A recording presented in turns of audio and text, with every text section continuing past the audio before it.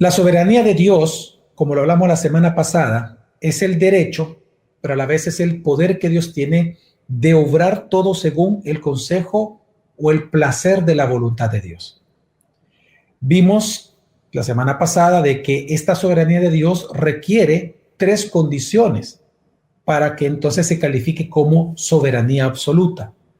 En primer lugar, la primera condición es que debe haber una autoridad absoluta. En segundo lugar, la voluntad.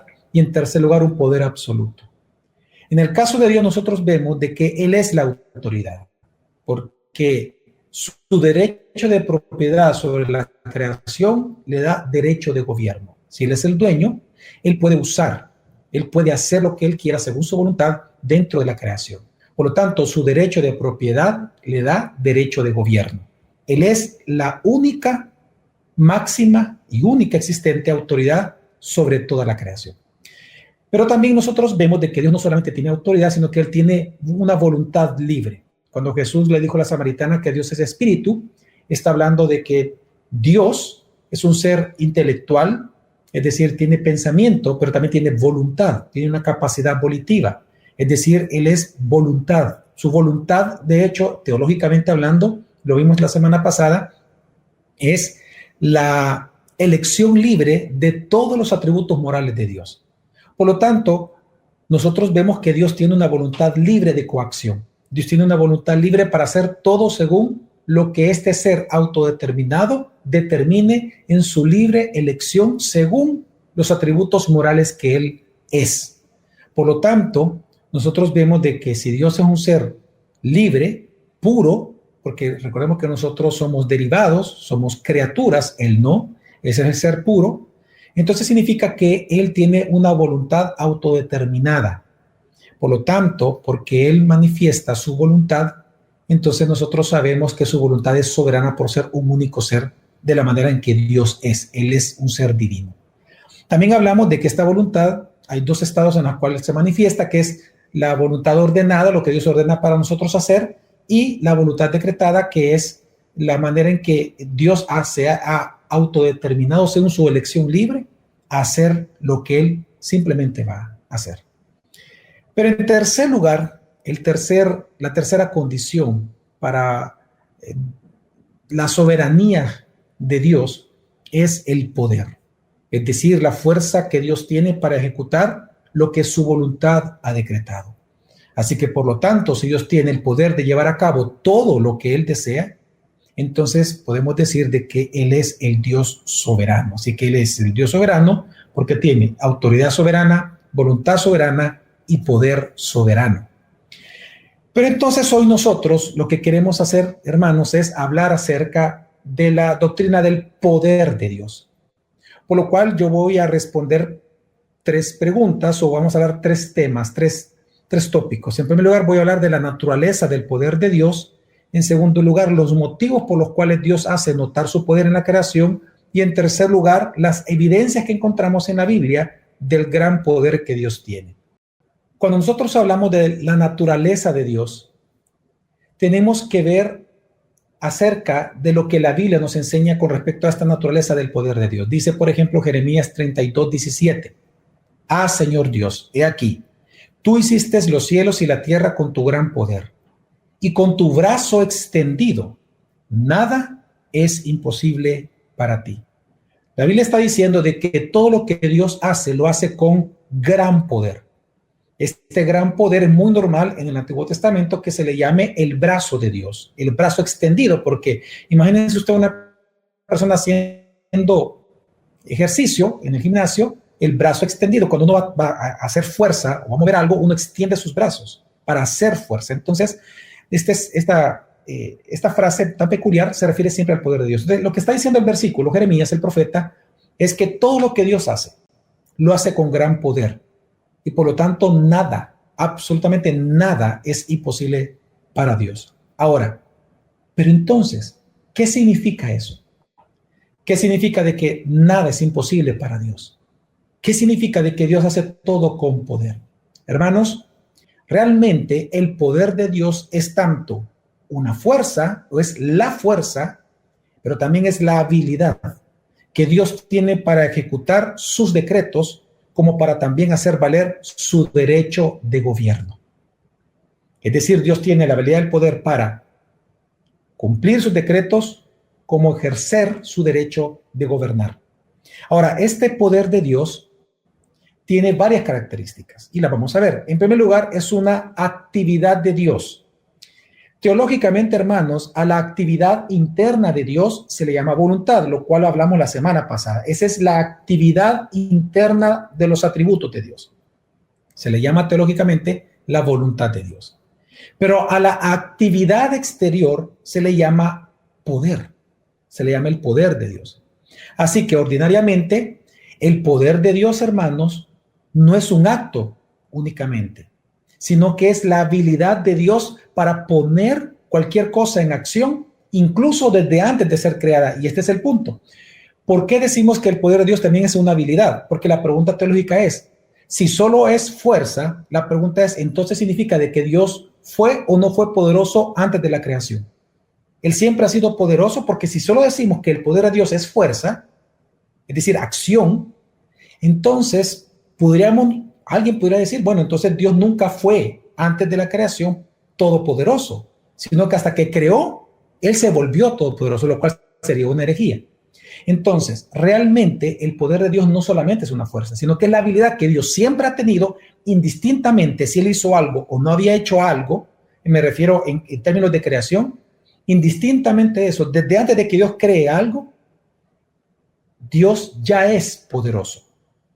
Entonces, realmente el poder de Dios no solamente es un acto, sino que es la habilidad de Dios para poner cualquier cosa en acción antes de ser creada. Veamos esto en Hechos 4, versículos 27 al 28. Dice Hechos 4. Porque en verdad, en esta ciudad se unieron tanto Herodes como Poncio Pilato, juntamente con los gentiles y los pueblos de Israel, contra tu siervo Jesús, a quien tú ungiste, para hacer cuanto tu mano y tu propósito habían predestinado que sucediera. Es decir, desde antes de que Dios haya incluso iniciado la creación, haya hecho la creación, ya Él tenía el poder para hacer cuanto su propósito había determinado. Es decir, su mano ya estaba lista. Cuando ahí habla de tu mano, está hablando de la habilidad que Dios tenía de hacer cualquier cosa, en este caso, lo que Él ya había determinado. Así que, hermanos, a esta habilidad de Dios de hacer cualquier cosa posible desde la eternidad se le llama el poder de Dios. Cuando nosotros hablamos de esta posibilidad de Dios hacer cualquier cosa, estamos hablando de que Dios nunca necesitó algo para ser poderoso, porque Él siempre ha sido poderoso, porque Él tiene siempre esta habilidad. Ahora, en segundo lugar, una segunda característica del poder de Dios, que es lo que todos nosotros conocemos, o la mayoría, es que sí, es una fuerza pura. Claramente también es una fuerza. Hay una tendencia de pensar de que el poder de Dios es dominio. Es decir, se entiende el poder de Dios en términos de autoridad o en términos de dominio, pero realmente no se debe de considerar el poder de Dios ni como autoridad ni como dominio, porque la autoridad y dominio es eso, autoridad y dominio por sí mismo. El poder de Dios es fuerza para actuar, no es autoridad, no es dominio. El poder es fuerzas, dunamis, energeo. Es decir, Dios tiene toda la fuerza para hacer lo que en su voluntad Él ha decidido hacer. Un rey, por ejemplo, un rey puede tener dominio, un rey puede tener legítima autoridad, pero si no tiene fuerza para coaccionar, no tiene poder. El poder es fuerza, fuerza para coaccionar, fuerza para imponer las decisiones. Por lo tanto, cuando un rey no tiene fuerza para coaccionar, no tiene poder. Al no tener poder, no tendría soberanía. Es decir, no tendría la capacidad de imponer sus decretos. Así que la segunda característica del poder de Dios es fuerza pura. La tercera característica del poder de Dios es que se divide en poder absoluto y poder ordenado. El poder absoluto se refiere a lo que Dios realmente Él pudiera hacer, a todo lo que Dios puede hacer. Mientras que su poder ordenado, como lo dice la palabra, es a lo que Dios quiere hacer y por lo tanto eso Él hace. Es decir, poder absoluto es todo lo que Dios pudiera hacer. Nada es imposible para Dios. Ahí está hablando del poder absoluto. Pero ¿qué es lo que Él realiza? Solo lo que su voluntad decide. Ese es el poder ya ordenado, lo que Él ordena que suceda.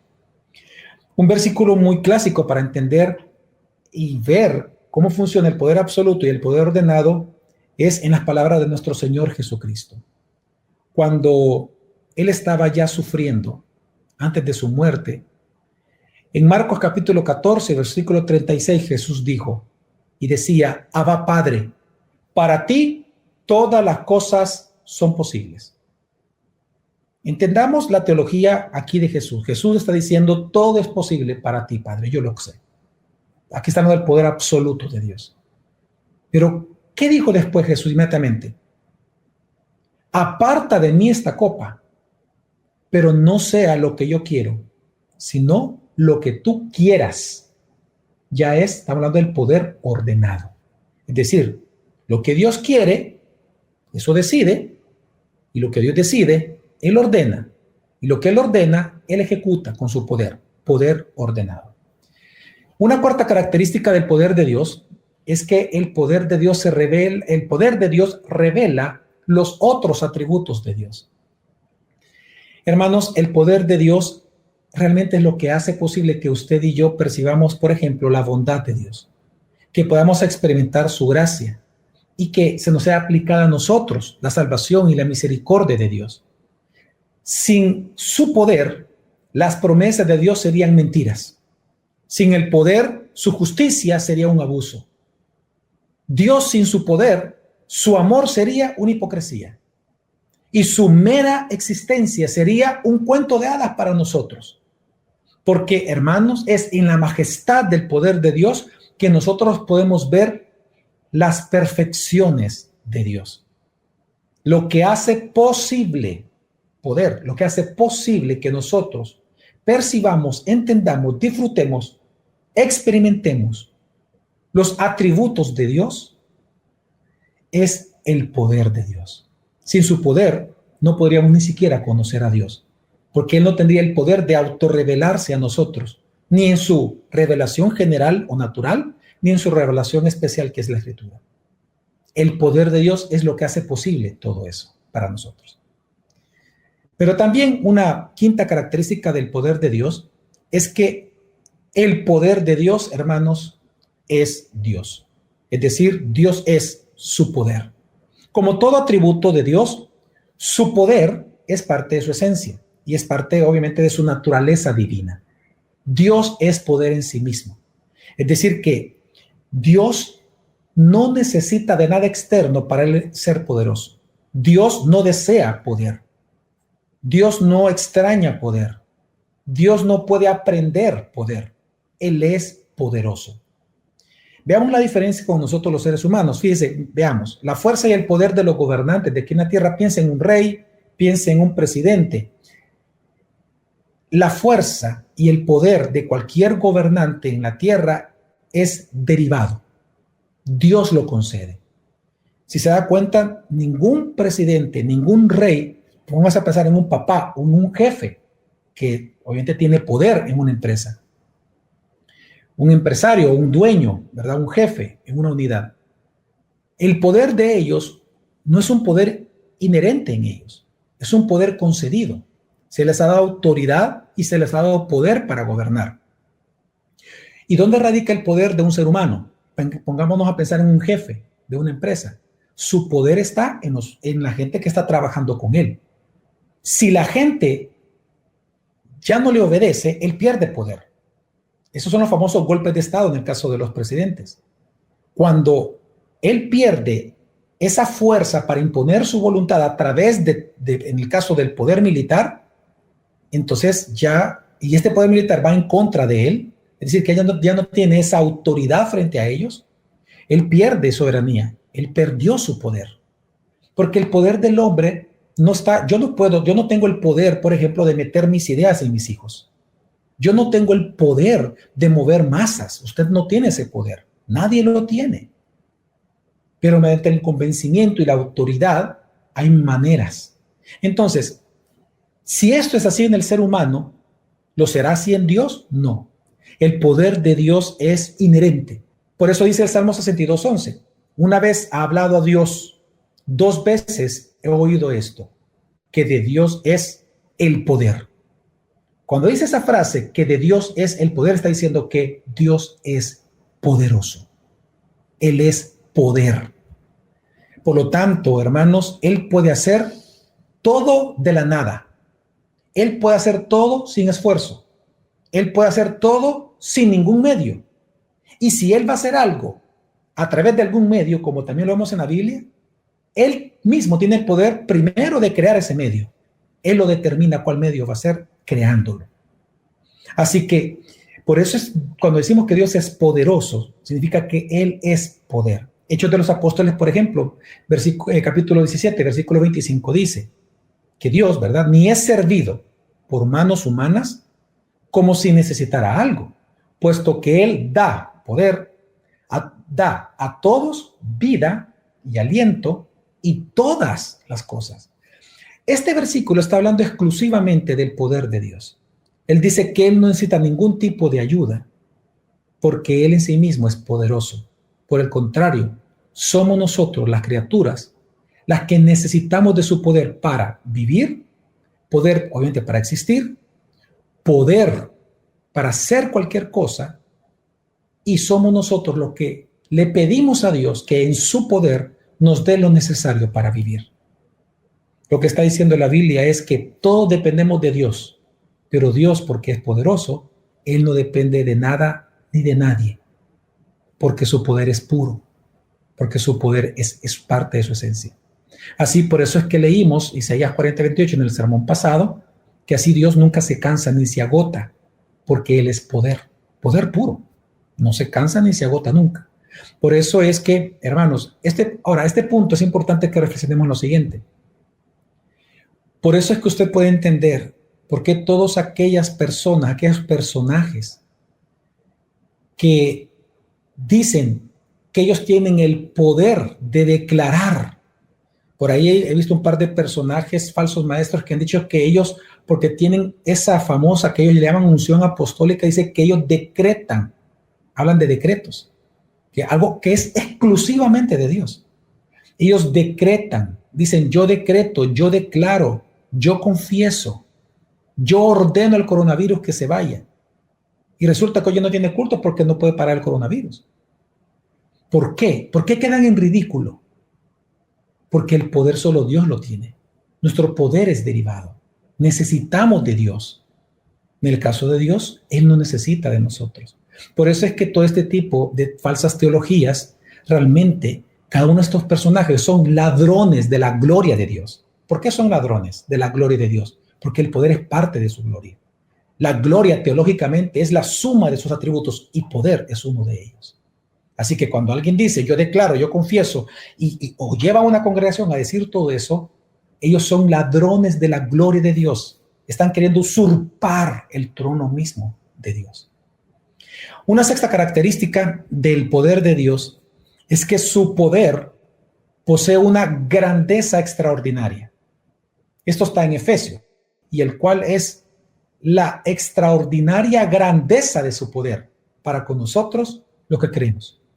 ¿Por qué se le llama en la Biblia que el poder de Dios tiene una extraordinaria grandeza? Bueno, hay muchas formas de hablarlo, pero lo que sucede, hermanos, es que el poder de Dios, como igual los demás atributos, el poder de Dios califica a los demás atributos de Dios. Por ejemplo, podemos decir, gracias al poder de Dios, que el amor de Dios es poderoso, que su misericordia es poderosa, que la gracia de Dios es poderosa, que su bondad es poderosa, que su consuelo es poderoso, que su sabiduría es poderosa.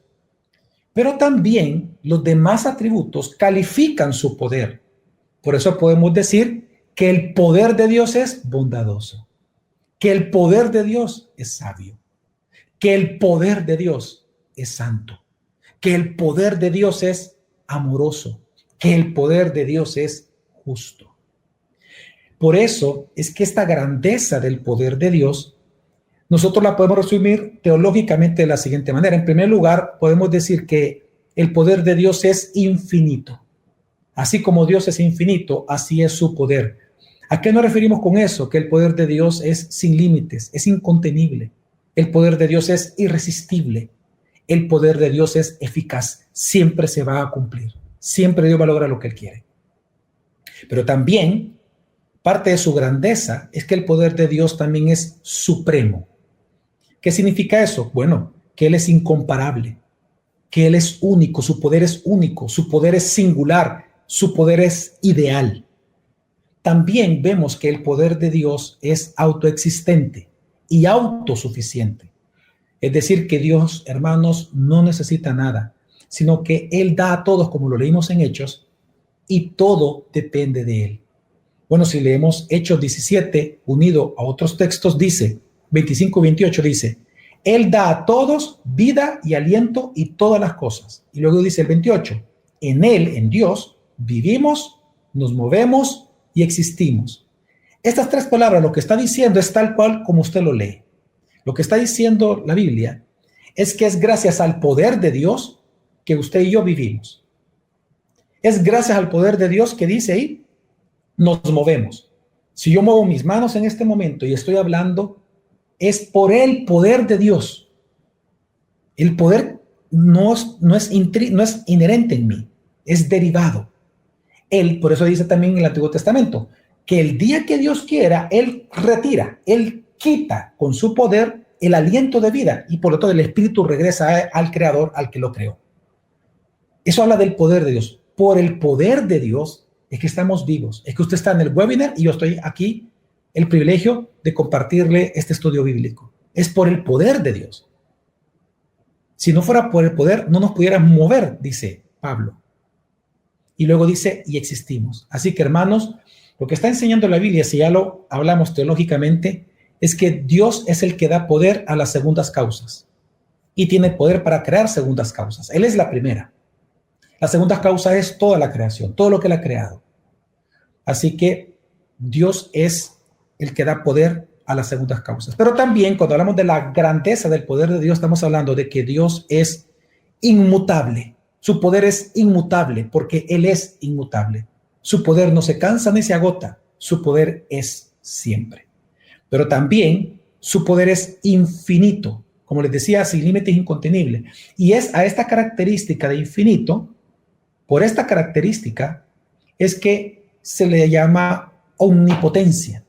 De ahí viene la palabra omnipotencia, es decir, que no tiene límites, que es infinito el poder de Dios. Ahora, una séptima característica del poder de Dios, de esta naturaleza del poder, es que es un poder absoluto.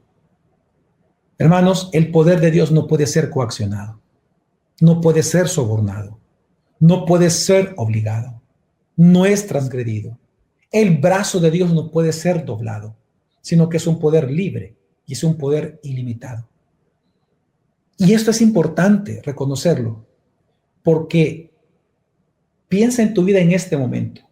Fíjate, si Dios no ha decidido hacer todo lo que Él pudiera hacer, no es porque Dios no puede hacer esas cosas, que Él decidió no hacer. No es que Dios no pueda, sino que Él no lo hace porque no conviene a sus propósitos, a su naturaleza y a sus perfecciones.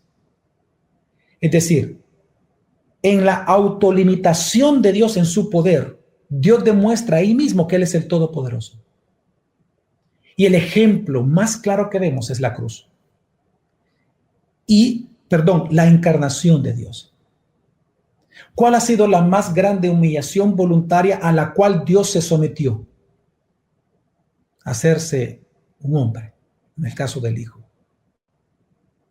Eso requirió gran poder para hacerlo. Pero Dios se autolimitó, dice la Escritura. Él mismo. Entonces, eso requiere gran poder. Entonces, cuando uno dice, ¿por qué Dios no hace todo lo que Él pueda o todo lo que Él quiere? ¿Significa que Él es poderoso? Sí, todopoderoso. Es decir, se requiere todo poder para autolimitar ese poder. Así que esto nos ayuda a nosotros, aún como les decía, en el momento que tú estás viviendo. Tal vez tú estás en tiempos de aflicción. Me refiero particularmente, personalmente. No lo sabemos. Dios pudiera hacer otras cosas, ¿sí o no? Claro que sí. Él pudiera sacarte de lo que tú estás viviendo o hacerte vivir otra cosa distinta.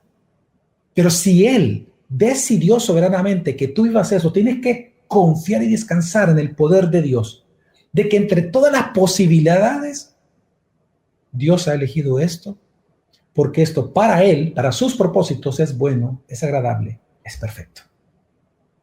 Ahora, vamos a reflexionar sobre los motivos por los cuales Dios hace notar su poder. Teológicamente podemos resumir claramente, hay más respuestas, pueden ser muchas, pero para este estudio bíblico yo he puesto que son dos motivos. Pero antes de eso, leamos por qué es importante ver los motivos por los cuales Dios, Él hace notar su poder. En el Salmo 77, versículo 4, la Biblia dice: tú eres el Dios que realiza maravillas, el que despliega su poder entre los pueblos. El sentido de la palabra en este versículo, desplegar, el sentido de esta palabra significa hacer notorio, dar a conocer o manifestar insaciablemente. Es decir, lo que está diciendo el salmista es que el deseo insaciable de Dios es manifestar su poder entre todos los pueblos. Lo que está diciendo también el texto bíblico es que Dios es intencional, hermanos, y Él es insaciable en hacer notar todo el tiempo su gran poder. Bueno, de hecho, Romanos 1, Pablo dice que lo invisible de Dios, su eterno poder, dice, Él lo hace visible a través de la creación. ¿Por qué Dios hace visible? ¿Por qué Dios tiene esta pasión? Él tiene esta manifestación insaciable de su poder. Es interesante antes de responder la pregunta lo que dice el Salmo 68, 28. David ora, él en oración dice: despliega tu poder, oh Dios. Haz gala, oh Dios, de tu poder que has manifestado en favor nuestro. Entonces, hoy sí vamos a responder por qué Dios hace gala o hace notar su poder intencionalmente sobre toda su creación. Vamos a resumirlo en dos respuestas. La primera, dos razones. La primera, para mostrar su superioridad sobre toda la creación, para mostrar que Él es superior a la creación. Hermanos, al ser Dios el creador de todo, significa que Él es la primera causa de todo. Significa, por ejemplo, que su bondad, la bondad de Dios, es la fuente de toda bondad en la creación. Que su poder es la fuente de todo poder en las criaturas, en toda la creación, como lo vimos ya en Hechos 17. Por eso vuelvo y repito, Hechos 17, 28, y dice: puesto en Él vivimos, nos movemos y existimos. Es decir, porque Él es la primera causa, significa que su poder es la fuente de todo poder que nosotros podamos tener, disfrutar o realizar. Lamentablemente, hermanos, en la historia es que la tendencia del ser humano es olvidarse que nuestras fuerzas y nuestro poder proviene de Dios, y esto genera grandes problemas. Por eso es que en Deuteronomio capítulo 8, versículos 17 al 19, Dios, hablando de este punto de que Dios, para mostrar su poder, que Él es el poderoso, su superioridad sobre la creación, hablando en términos de poder, Él dijo en su ley lo siguiente. Versículo 17: no se te ocurra pensar, esta riqueza es fruto de mi poder y de la fuerza de mis manos. Recuerda al Señor tu Dios, porque Él es quien te da el poder para producir esa riqueza. Versículo 19. Si llegas a olvidar al Señor tu Dios y sigues a otros dioses para adorarlos e inclinarte ante ellos, testifico hoy en contra tuya que ciertamente serás destruido. ¿Qué está diciendo Dios? Él está diciendo que su poder es absoluto y que todo poder que hay en la tierra es derivado de Él. Él está diciendo que una de las razones, le está mostrando, por la cual Dios manifiesta su poder al mundo, es para mostrar que Él es el todopoderoso, su superioridad sobre la creación. Hermanos, ahora lamentablemente cuando vemos la historia bíblica y la historia de la humanidad, nosotros vemos que el ser humano precisamente ha hecho lo que Dios dijo que no hiciéramos. Su eterno poder, su deidad, que es claramente visible en la creación, se cambió por una imagen corruptible de hombre, dice Romanos 1. Y eso es idolatría. Y precisamente Dios trae disciplina o prueba cuando realmente, porque recordemos que aún la iglesia no está exenta de idolatría. Por eso en la misma escritura se nos dice a nosotros. Bueno, la primera carta de Juan, ¿cómo termina? El último versículo de toda la carta es: hijitos guardados de los ídolos. Porque la iglesia no está exenta de mantener becerros de oro en nuestros corazones. Y por eso Dios nos purifica, y por eso es el sentido de la santificación. Ese es el sentido de la primera carta de Pedro. Purificar nuestros corazones de todos esos ídolos que una persona pudiera tener. Digo esto porque pongamos a pensar en esto, hermano. Mire, ¿cuál es la convicción número 1 que percibe hoy la humanidad ante el sufrimiento o ante la aflicción del COVID-19? ¿Cuál es el sentimiento principal que han tenido las personas? A mí me han dicho estas palabras: que se sienten vulnerables, que se sienten frágiles, que somos frágiles. Estas palabras, estos son sinónimos de una sola palabra. El COVID-19, un pequeño virus que tiene micrones de tamaño, ha demostrado que nosotros somos impotentes. No tenemos el poder ni siquiera para pararlo. El sentimiento de impotencia. ¿Pero por qué? Porque Dios lo que quiere mostrar con su poder es que Él es el Todopoderoso. Su superioridad sobre nosotros en el poder. Ese es uno de los motivos más grandes que encontramos en la Biblia, por el cual Dios manifiesta su poder, hace notorio su poder al mundo. La segunda razón es, como bien lo dijeron ustedes, es para señalar a Jesucristo como Dios encarnado y como el Salvador del mundo. Hermanos, ya leímos incluso en el primer versículo de este estudio que en el Antiguo Testamento a la fuerza de Dios para obrar su milagro se le llama el brazo de Dios o el brazo poderoso de Dios. Cuando usted, de hecho, si usted escribe en un software y usted pone en el buscador la frase brazo, en el Antiguo Testamento se va a dar cuenta que hay muchos versículos que hablan del brazo de Dios, pero la característica que tiene es que todos siempre se refieren a un acto milagroso, a un acto poderoso, donde Dios va a incluir redención. Entonces, es interesante, considerando eso, que cuando Dios anuncia al siervo sufriente que vendría a redimir a sus escogidos a través del profeta Isaías, específicamente en el capítulo 52, que ahí comienza a hablar del siervo sufriente, y luego pasa al 53, que es el capítulo clásico en la Biblia sobre el siervo sufriente.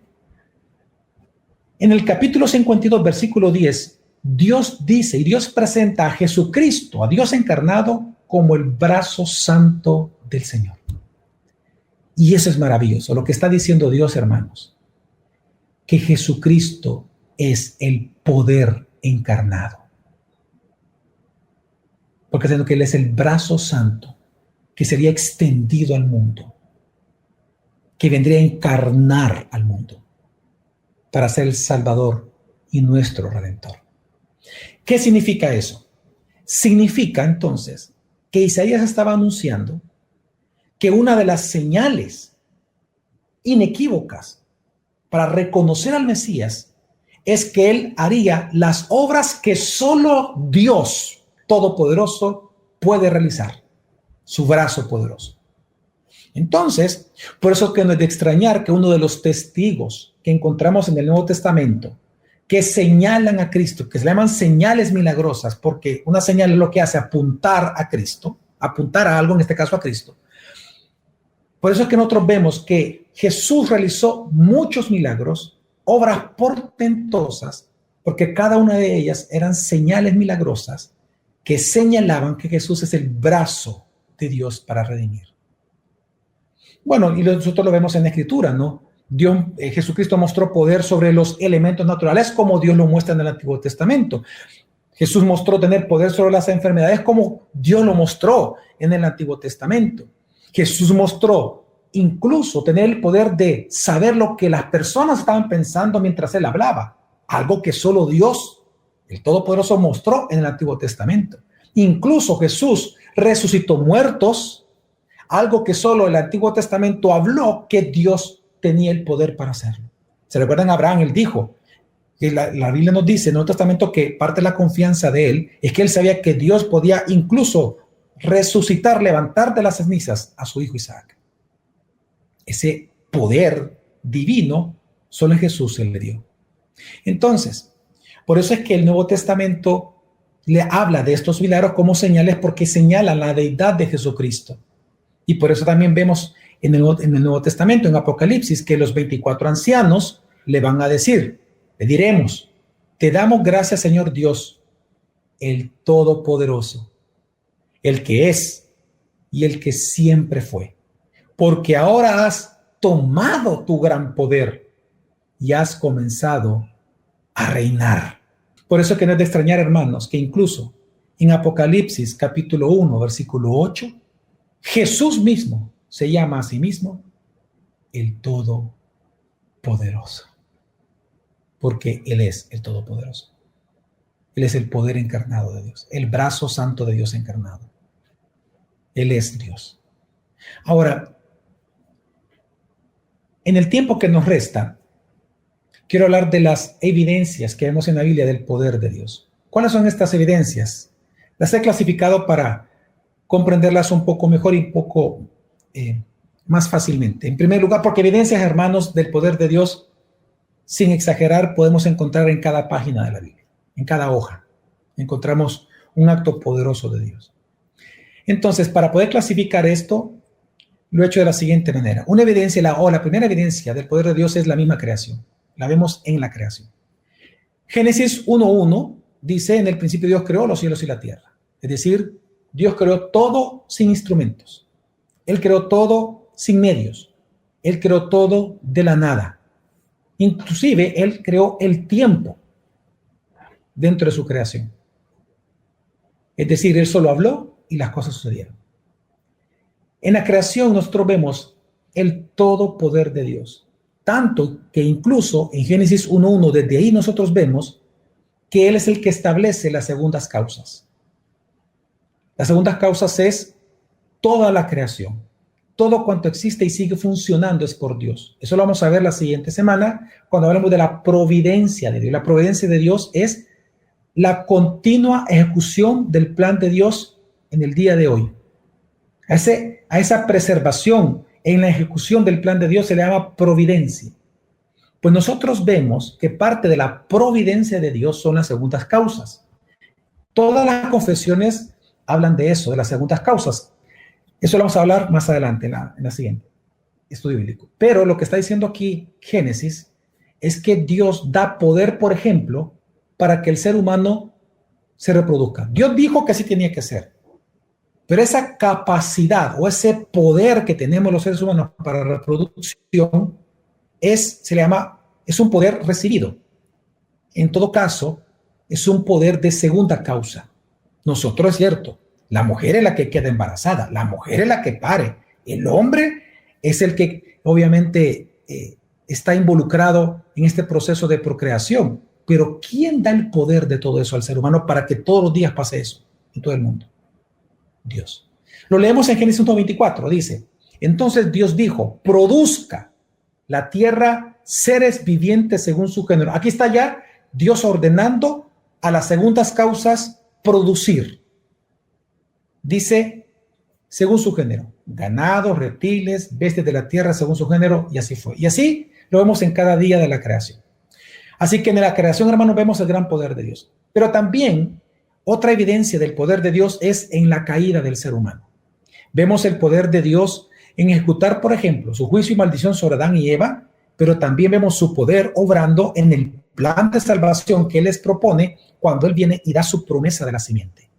Porque recordemos que Adán y Eva se convirtieron, es decir, ellos, recuerden que ellos cayeron en pecado, murieron espiritualmente, pero ellos se convirtieron. Su conversión la vemos en el siguiente capítulo.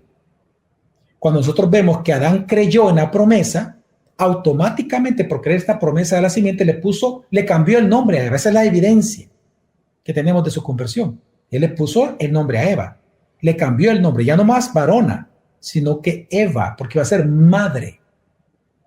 de las naciones, madre de multitudes. ¿De dónde él creyó eso, Adán? De la promesa de la simiente. Vemos una obra justa gracias a que él fue regenerado y creyó en la promesa de la simiente. Porque recordemos que la salvación siempre ha sido por la fe, tanto en el antiguo como en el nuevo pacto. Y Eva también creyó. ¿Cómo lo sabemos? Porque cuando nace el primer hijo, le pone un nombre que representa, y ahí mismo dice la escritura que ella pensaba que era el hijo de la promesa. O sea, que ella creyó en la promesa. Así que en la caída vemos el poder de Dios tanto en la ejecución de su juicio y maldición sobre la creación y sobre Adán y Eva, el poder que Dios tiene, pero también lo vemos en la salvación y en la gracia y misericordia que él tuvo al dar la promesa de la simiente. Pero también una tercera forma, una tercera evidencia del gran poder de Dios es en la preservación de las cosas naturales. El Salmo 36, versículo 6 dice: tú preservas, oh Señor, al hombre y al animal. Dios preserva todas las cosas, hermanos. Por eso es que dice Hebreos 1:3, que Jesucristo sustenta todas las cosas con la palabra de su poder. Porque este gobierno poderoso de Dios obviamente incluye, cuando dice todas las cosas, que él sustenta todas las cosas, significa que el gobierno de Jesucristo incluye, por ejemplo, el nacimiento, la vida y la muerte de una persona. El Salmo 104 lo resume, versículos 29 y 30 dice: escondes tu rostro, se turban, les quitas el aliento, es decir, por el poder de Dios, les quitas el aliento, mueren y vuelven al polvo. Versículo 30, envías tu espíritu, una vez más un acto de poder, son creados, un acto creativo de poder, y renuevas la faz de la tierra. Lo que está diciendo el salmista es que Dios tiene poder para dar vida como para quitarla. Todo se sustenta en Dios. Y Jesucristo, sabemos que Él es la encarnación del poder de Dios, por lo tanto, Él es el Todopoderoso, el que sustenta todas las cosas, porque a Él el Padre le entregó todo el juicio a Dios, a Jesús, que es Dios. Pero también este poder de Jesucristo de sustentar todas las cosas también incluye lo que nosotros hacemos. No lo voy a explicar porque ya lo dije. Hechos 17:28 dice que en Él vivimos y nos movemos. Es decir, que Jesucristo es el que nos da ese poder directamente a nosotros. También Jesucristo es el que gobierna en todo cuanto sucede, hermanos, en esta tierra, incluyendo lo que está pasando en el mundo con el coronavirus. Amós 3:6 dice: ¿sucederá alguna desgracia en la ciudad sin que el Señor la haya enviado? Dios es el poderoso. También Isaías 45:7 dice: yo hago la paz y creo la adversidad. Yo, el Señor, hago todas estas cosas. Si se da cuenta, son palabras de poder. Yo creo, el poder creativo. Yo hago. Está hablando de puro poder ordenado. Entonces, la Biblia muestra que claramente quien sustenta todas las cosas, incluso lo que sucede en el día a día, es Dios. Pero también vemos el poder de Dios en la preservación moral de la creación. Y esto es bien importante para nosotros en cuestiones de fe. Hermanos, parte del poder de Dios lo vemos en que Dios restringe la maldad, por ejemplo, de Satanás. Hermanos, la maldad en el mundo está sujeta a la voluntad de Dios.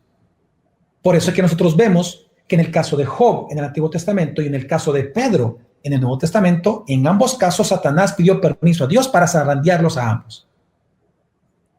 Porque incluso nosotros vemos en el Nuevo Testamento, ¿se acuerdan los demonios del Gadareno? Cuando fueron expulsados, cuando iban a ser expulsados, dice que ellos le rogaron a Jesús, al Todopoderoso, le rogaron que los enviara a una piara, es decir, una manada de cerdos. Incluso nosotros vemos cómo Dios restringe la maldad en el mundo de tal manera que él mismo, Jesús, nos enseñó a orarle al Padre: Padre, líbranos del maligno. Es decir, que el que tiene poder de detener a Satanás, o de, como decía Calvino, de soltarle la cadena, como que fuera el perro de Dios, así algunos reformadores así le llamaron a Satanás, el que tiene el poder de la cadena es Dios. Dios sabe hasta dónde, cuál va a ser el límite de la maldad que Satanás va a obrar. Lo vemos en el caso de Job claramente. Ahora, pero también en esta misma, dentro de este mismo tema de la preservación moral de la creación, nosotros vemos que por eso también Dios tiene el poder de restringir, incluso, hermanos, la corrupción moral de los hombres. En la Biblia nosotros vemos de que Dios o bien detiene la maldad de los hombres, por ejemplo, en el caso de Jesús. Recordemos de que dice la Biblia que varias veces él recibió intentos de asesinato. Una vez lo quisieron despeñar, dice la Biblia. En otra ocasión lo quisieron matar a pedradas, pero Jesús se iba. Y dice la Biblia que no lo hacía, que no sucedía eso porque todavía no era el tiempo. Es decir, que Dios restringe la maldad de los seres humanos, la maldad que ellos quieren hacer dentro de sus voluntades. Pero también, así como Dios puede detener la maldad, también Él puede decretar que esa maldad corra, pero hasta cierto límite. Y quiero dar un texto importante en esto. Es el caso en el Salmo 76:10, dice la Escritura: la rebeldía del ser humano solo resalta tu gloria, porque tú la usas como un arma. Impresionante. La Biblia está diciendo que ni siquiera la rebeldía de los seres humanos está fuera del poder de Dios. Dios es tan poderoso que Él usa la maldad de los rebeldes y a los rebeldes como Él quiere, sin que ellos lo sepan, pero Dios los usa. Un ejemplo de esto muy clásico en la Biblia es el caso de Asiria. Recordemos que Asiria atacó varias veces ya tanto al reino del sur como al reino del norte. Hubo una ocasión en que ellos, sintiéndose envalentonados, no entendiendo que el poder para conquistar incluso otros reinos, Dios lo da, la sabiduría para gobernar, Dios la da, el rey de Asiria se sintió tan envalentonado junto con todo el pueblo que ellos quisieron traspasar el límite de maldad que Dios le había impuesto. Vamos a leer el texto, dice así. Isaías 10:5-7 dice: ¿qué aflicción le espera a Asiria? Dice Dios.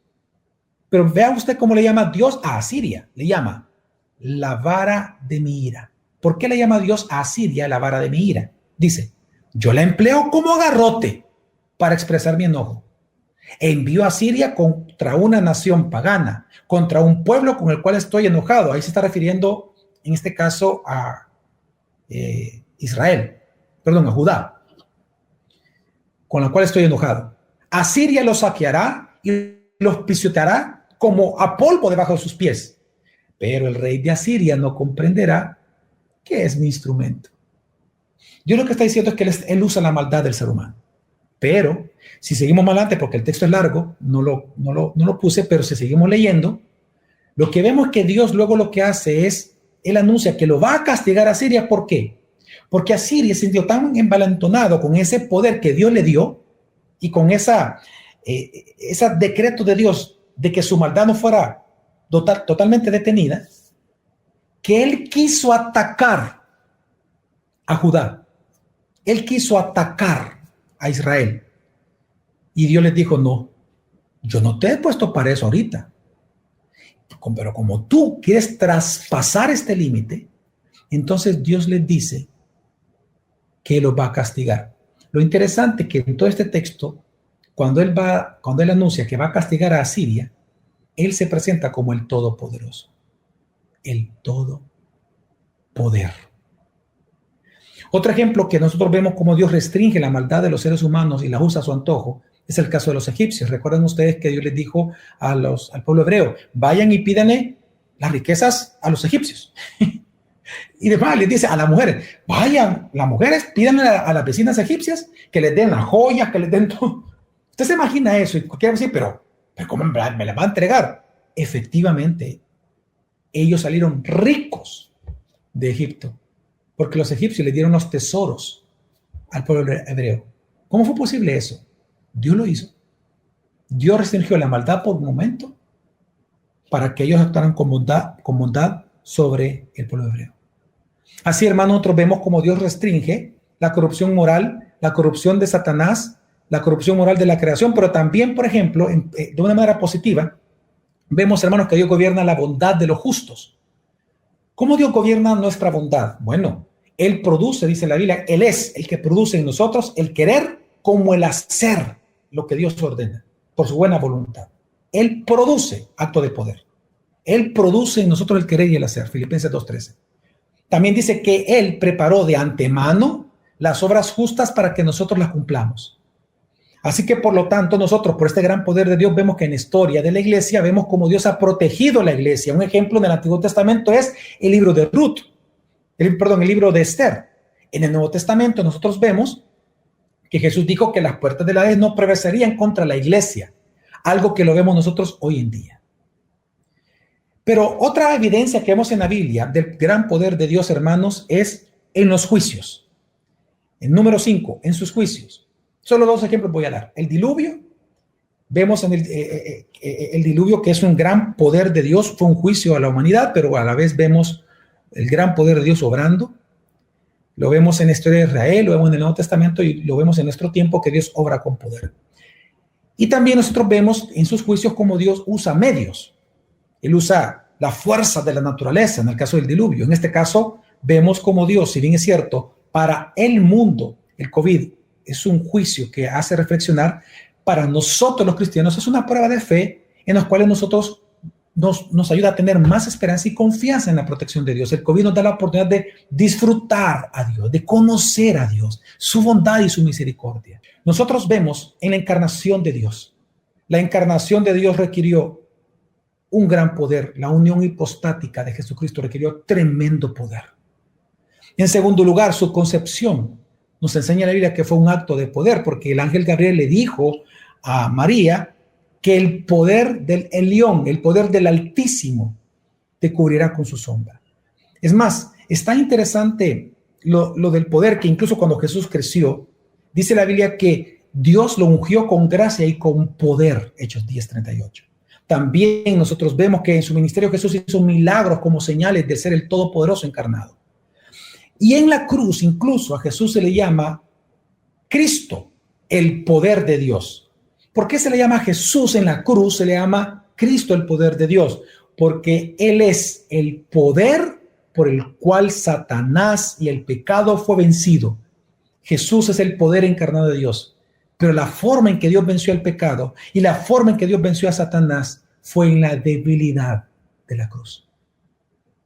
Y ahí vemos el gran poder de Dios, lo que les decía. Se requiere gran poder, se requiere ser el todopoderoso para restringir tanto su poder, que en la debilidad de la muerte de la humanidad de Jesucristo, el pecado y Satanás fue vencido. Dios lo pudo haber hecho de otra cosa, hermano, de otra manera. Pero Dios quiso que en la debilidad, en la humanidad de Cristo, el pecado y Satanás fuera vencido. Pero también vemos el poder de Dios en la resurrección de Jesús. Gracias a que Jesús resucitó con el poder de Dios, dice 2 Corintios 13, a Él se le llama, según Romanos 1:4, el Hijo de Dios con poder. Y se le dice el Hijo de Dios con poder porque Él es el que con poder nos salva a usted y a mí. Juan 17, Hebreos 7. Con poder Él preserva la iglesia, 1 Pedro 1:5. Con poder, dice la Escritura, que por eso Él se llama el Todopoderoso, Apocalipsis 1:8. Pero también Dios muestra dentro del tema de la redención su poder en la iglesia y en el mensaje que tenemos. Hermanos, nuestra regeneración requiere gran poder de Dios. Por eso es que nuestra regeneración se llama nueva creación. Somos nuevas criaturas. ¿Por qué? Porque está hablando del poder creativo de Dios. ¿Y por qué requiere más poder que incluso que la creación? Que la creación de todas las cosas. Porque la creación de todas las cosas fue de la nada. Mientras que nuestra nueva creación requiere que Dios tiene que tener el poder de vencer nuestra tendencia natural a rechazar su bondad, a rechazar su santidad. Pero aquí Dios muestra que Él es poderoso en que Él vence esa resistencia que hay en nosotros. Por lo tanto, también dice la Escritura que por el poder de Dios es nuestra salvación. Marcos 10:27. Y también dice Romanos 9:22 y Hechos 5:31 que es por el poder de Jesucristo que usted y yo recibimos el perdón de nuestros pecados. Es parte de la omnipotencia de Dios su perdón. Requiere poder perdonar eso. Impresionante. Porque para nosotros el concepto de perdón únicamente lo vemos de parte legal, pero también tiene un aspecto de poder. Es por el poder de Dios que somos perdonados, dice la Escritura. Pero también el poder de Dios lo vemos en el Evangelio, hermanos, que predicamos. La Biblia dice que el Evangelio es poder de Dios para salvación, Romanos 1:16. Y también dice 1 Corintios 1:18 que el Evangelio es poder de Dios. Pero también el Evangelio, hermanos, es poder de Dios para discernir nuestro corazón. Porque ese es el poder que Dios le dio a la palabra, al Evangelio, en Hebreos 4:12. Que el Evangelio es poderoso para discernir las intenciones de nuestro corazón. Y también, hermanos, la predicación, este estudio bíblico requiere poder de Dios. Lo dice 1 Corintios 2, versículo 4 al 5, 2 Corintios 10, de 3 al 6, que requiere poder de Dios la predicación. Es poder de Dios, es parte del poder de Dios. Obviamente delegado, es un poder transferido, no es inherente a nosotros los predicadores. Cuando usted predica a alguien en su casa, en su trabajo, eso, ahí vemos el gran poder que Dios tiene, el denuedo que Él da a nuestro corazón para hacerlo. Y por último, y con esto concluye el estudio, donde también vemos el gran poder de Dios en la consumación de los tiempos, lo vamos a ver. Marcos 13:26 nos dice que la segunda venida de Jesucristo será con gran gloria y poder. Apocalipsis 11:17 dice que después de la resurrección de nosotros, reconoceremos a Jesucristo como el Dios Todopoderoso. Y al final de Apocalipsis, en los últimos 3 capítulos, se nos dice de que Dios creará nuevos cielos y nueva tierra. Es decir, una vez más, Él va a ejecutar su poder creativo. Hermanos, maravilloso y grandioso es el poder de Dios. Así que, hermanos, esta es la gran doctrina, una introducción realmente a la doctrina del poder extraordinario de nuestro Dios.